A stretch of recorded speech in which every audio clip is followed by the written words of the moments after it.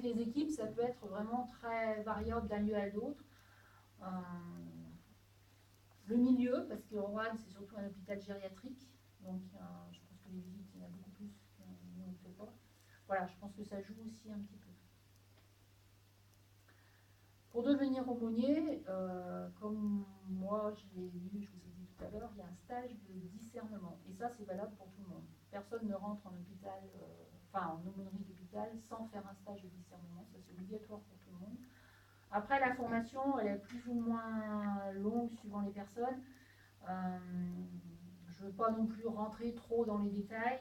Simplement, il y a une formation, il y a des formations dans notre langage qui est la formation 1 parce que c'est la première année, la formation 2 parce que c'est la deuxième année, qui sont des stages, des formations obligatoires de base.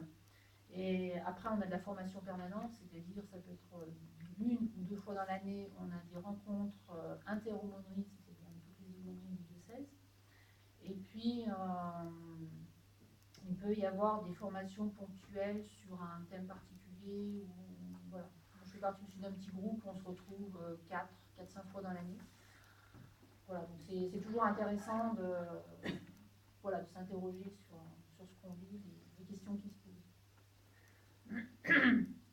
Donc, comme je vous le disais, l'aumônerie d'hôpital a la particularité d'être présente dans un milieu laïque. Alors, c'est très différent parce que quand on intervient dans une paroisse ou dans un mouvement, on est en présence souvent de personnes qui sont plus ou moins croyantes, mais qui s'adressent à nous en toute connaissance de cause avec une demande bien précise. En milieu hospitalier, nous avons des demandes, mais nous avons beaucoup de visites de présentation. C'est-à-dire qu'entre aumôniers, on se